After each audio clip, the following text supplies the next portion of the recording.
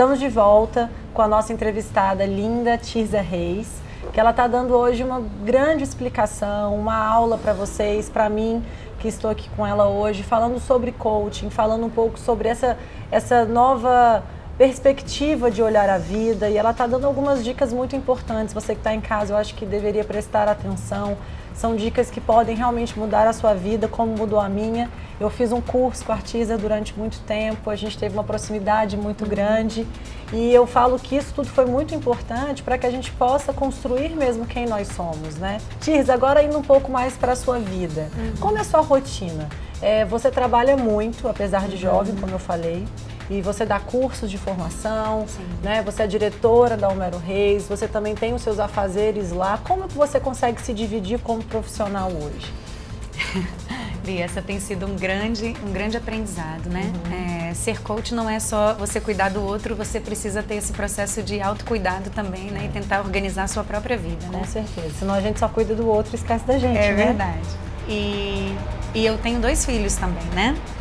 Então, desde que eles nasceram, a minha vida mudou bastante. Antes eu era muito focada no trabalho, eu trabalhava assim, todo o tempo que eu tinha, eu trabalhava. Eu costumo dizer assim, as pessoas falam que a gente tem que gostar do que a gente faz. E às vezes eu falo, quando você gosta muito, também é um problema. É verdade. Porque aí você não limite, tem muito limite. Né? A dificuldade de estabelecer o limite às vezes se dá, né?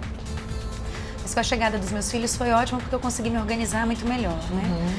Então, hoje em dia, eu consigo, a minha rotina é bem assim. Todos os dias de manhã eu estou na empresa, trabalhando, atendendo clientes, como coach, fazendo visitas, enfim, fazendo o que o trabalho como diretora lá me pede e como coach. Segunda, e eu ainda sou psicóloga clínica. Eu ia falar que você ainda tem seu consultório, E eu ainda né? tenho uma clínica de psicologia, justamente.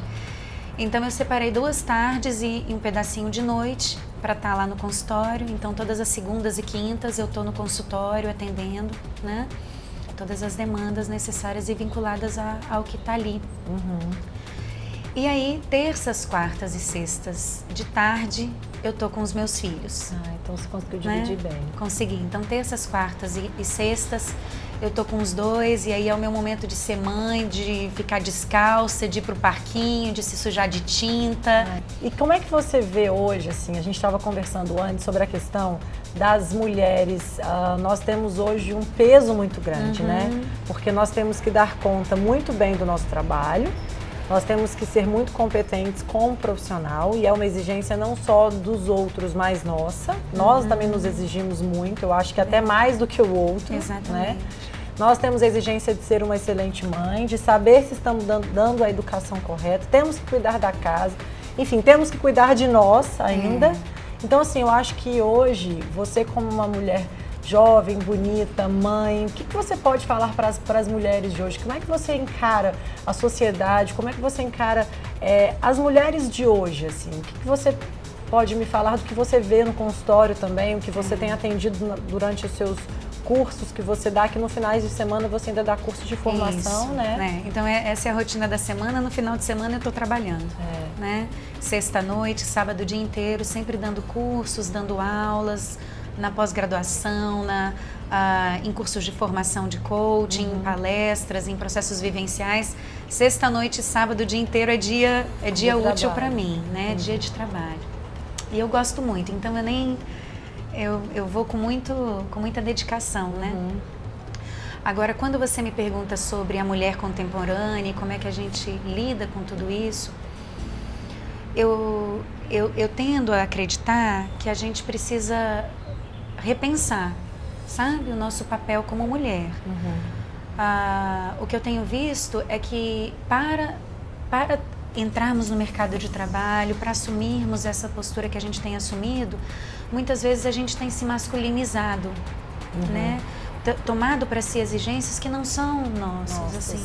Então, a grande pergunta que eu tenho me feito ultimamente é como ser mulher mesmo. E assumir esses lugares, porque a gente também pode habitá-los. Bom, eu leio muito alguns artigos e tenho percebido de um tempo para cá que talvez nós temos colocado também, como você falou, uma exigência e um papel que não era nosso, né? Então, assim, às vezes a gente fala, mas o mundo está mudando, a mulher tem têm tido mais espaço na área profissional. Será que também a gente também não impôs um pouco isso, assim? Talvez a gente agora esteja repensando, será que era o momento? Será que era o melhor para mim, para minha família naquele momento? Não sei, algumas coisas eu acho que talvez depois desses 10 anos aí, alguma coisa pode ser que mude ou não. Qual é a sua opinião sobre isso? O que eu sinto, na verdade, é que a gente está precisando repensar a lógica de trabalho de uma maneira mais ampla, né? Porque toda essa noção patriarcal, a gente entra numa discussão até bem mais ampla que essa, né? Que é a própria noção da propriedade, de que eu preciso fazer muito, eu preciso ter muitas coisas, eu preciso tá sempre correndo atrás do prejuízo. E eu acho que a nossa presença, a feminilidade, ela traz um repertório que nos permite pensar um pouco mais a cooperação, a colaboração. Então eu acho muito interessante que as mulheres estejam ocupando lugares, sim, de evidência, de sucesso, né? Mas como que elas podem trazer o repertório da cooperação, né? Ou seja, como que eu posso estar ocupando esses lugares, mas vendo assim, como que eu construo uma rede de ajuda, como que eu tenho uma relação comunitária, como que eu atinjo os mesmos resultados sem precisar dessa ansiedade tão grande pelo fazer, pelo resultado, mas a partir de uma noção de colaboração, de compromisso com o outro, de confiança. E eu acho que nós temos essa possibilidade de trazer esse compromisso a partir de uma afetividade, a partir de uma relação mais generosa com a vida, né? Eu tenho trabalhado, Li, assim, muito na perspectiva de duas distinções. Uma é abrir mão da perfeição. Isso é importante, porque essa né? coisa isso não existe, não né? existe e ela nos tiraniza, assim, e eu você acho fica que louca, é uma expectativa, né, que a gente tem irreal de que as coisas vão acontecer e não vão. Justamente. E só nós nos frustramos, Pronto, né? O é uma ilusão. É só nosso, né? É o que eu costumo dizer para os meus coaches, é você construir a insatisfação garantida. É isso aí. Eu não tenho a menor chance de me satisfazer quando o ideal que eu construo é o ideal da perfeição. Verdade. Né? Então, o que eu busco é como é que a gente pode trocar o ideal da perfeição pelo ideal da impecabilidade. E o que eu estou chamando de impecabilidade? É eu estabelecer um compromisso ético comigo, de que eu estou fazendo o meu melhor e aquilo que é possível. E junto com isso, estabelecer a sensação de suficiência, né? De que isso que eu estou fazendo é suficiente e ser generosa comigo. Isso é muito importante, vocês entenderem o que ela está falando, porque até todo mundo acho que tem que repensar um pouco dessa exigência absurda que nós temos, né? De sempre estar certo, de sempre conseguir, e que talvez uma vez o filho ser mal educado não tem problema. Sabe, ele também está aprendendo. E um dia também você não conseguir ir para academia, tudo bem. Enfim, coisas pequenas, mas que acho que nós mulheres, nós vamos juntando, né? Isso. Juntando. De repente, o nosso copo enche e a gente realmente não tem mais espaço para nada, né? E talvez a gente tenha que se permitir se esvaziar um pouco, né?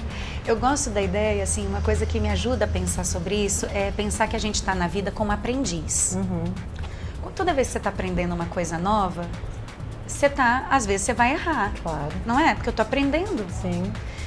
Então, quando a gente coloca as coisas na perspectiva do aprendizado, eu entendo que eu estou caminhando. E às vezes no caminho eu vou cair, eu vou tropeçar. E isso não significa dizer que eu voltei a estaca zero. Se eu estou na vida e a vida é dinâmica e a vida está se movimentando, em algum momento eu vou me fragilizar, eu vou cair. E isso não significa que eu vou voltar lá para trás. E daí a importância da gente ter essa rede de ajuda sobre a qual eu falava, né? De nós termos pessoas perto de nós, de nós termos amigos, de nós termos um coach. Porque essa pessoa funciona na nossa vida como testemunha. É verdade. Sabe? É na hora que eu chego para dizer para ela assim, eu não estou dando conta, olha só, eu estou de novo voltando para o mesmo lugar, porque muitas vezes o nosso coach, o nosso cliente vai chegar dizendo isso. Essa é a sensação que nos vem, né, na verdade, né? As pessoas, elas veem talvez o sucesso de alguém e elas não veem o que aquela pessoa percorreu, né? Então, assim, e é do ser humano isso, claro. É sempre mais fácil olhar para a vida do outro, é sempre mais fácil eu observar a vida do outro e falar, poxa, por que comigo não acontece? E na verdade, aquela pessoa, ela também passou por alguns momentos parecidos com o que você talvez esteja vivendo e talvez você não saiba, né? De abrir mão de algumas coisas, durante a sua juventude, tenho certeza, como você falou, você trabalha final de semana, você com certeza abriu mão de momentos que você poderia ter vivido, que você não viveu, para que você pudesse construir a sua carreira e hoje você ter um nome, você ter uma empresa, né? Então, eu acredito que as pessoas, elas precisam entender isso também, que a vida não é fácil para ninguém, né? E ela está aqui para ser construída, como você falou. E eu queria que você deixasse um recado para as pessoas que estão em casa, assim. Qual é o seu segredo de sucesso? Eu brinco que não existe segredo. Qual é a fórmula? Não existe fórmula, mas o que você pode deixar como... O que deu certo para você, Tirza, assim? Essa é uma boa pergunta. O que deu certo para mim, né? Primeiro, eu acho que a gente trabalhar na perspectiva da comparação é outra razão do motivo da insatisfação. Individuais, né? Cada um de nós temos uma maneira de ser. Exatamente, né? Então, eu costumo dizer assim, as pessoas te veem no palco e elas acham que você é aquilo. Só que você vive com você no bastidor. Sim. Então, você sabe o que acontece quando você tira a maquiagem, né? Quando você está nos seus momentos, né? Então, eu costumo dizer assim, não dá para comparar uma vivência com bastidor de uma vivência no palco. São vivências muito diferentes, né? Eu gosto do bastidor, porque eu acho que ali é a hora que você se permite ser, sem precisar mostrar nada para ninguém, né? Você simplesmente é. Eu gosto muito do bastidor e eu gosto muito das pessoas com quem a gente consegue viver o bastidor. Verdade. Né? Quando eu penso assim no que deu certo para mim, eu penso que é uma busca contínua por autoconhecimento, assim, por não me perder de mim, né? O desafio que eu vivencio diretamente, assim, diariamente na vida é como não me perder de mim. Então, todo dia eu busco me centrar, pensar, peraí, o que eu estou fazendo? Qual é o objetivo dessas coisas que eu estou fazendo hoje? Como é que eu posso me resgatar em cada momento da caminhada? Né? E pensando nisso que a gente está conversando, é como se fosse assim, às vezes a gente precisa dar 2 passos atrás para caminhar melhor. E isso não significa retrocesso, significa centramento, reorganização e retomada. Quais são os meus objetivos? Maturidade, né? Exatamente, né? Tem uma frase que tem sido a frase que tem me movido nesse ano, sabe? É uma frase do Kierkegaard, que é um filósofo de quem eu gosto muito, e ele diz assim: ousar é perder o equilíbrio momentaneamente. Não ousar é perder-se. Então eu gosto dessa frase, porque às vezes o medo nos paralisa, às vezes a gente entra em todo esse movimento que você está falando, dessa sensação de não dar conta e as pessoas nos dizem muitas coisas. Então às vezes eu acho que o que a gente precisa fazer é abrir mão do que está todo mundo dizendo e se centra. Se conecta com você, com o que você deseja, com o que você tem por base, né? Se conecta com seus objetivos, com quem você é. E mergulha, né? O medo não vai desaparecer. É verdade. Mas a ousadia, ela se dá na presença do medo. É eu enfrentá-lo diariamente e dizer assim, eu posso até me perder agora, mas se eu não me lançar, eu vou ficar a vida inteira à margem de mim mesmo. Então, a gente tem que mergulhar. Bom, acho que eu não tenho muito o que falar depois de toda essa explicação da Tirza. Eu queria, na verdade, te agradecer muito pela sua presença. Obrigada a você. Foi muito bom ter você aqui conosco, né? Poder compartilhar um pouco do seu conhecimento para as pessoas que estão em casa, que eu acredito que isso vai ajudar milhares de pessoas a se encontrarem, a talvez, meu Deus, era isso que eu precisava fazer, talvez coisas simples, né? Na vida que a gente realmente não consegue perceber. E eu queria agradecer a presença de você que está aí nessa noite nos assistindo, dizer que o Vida em Conexão volta semana que vem. Espero que você tenha gostado do programa como eu amei a presença da Tirza hoje. Fica com Deus, a gente se vê na próxima semana.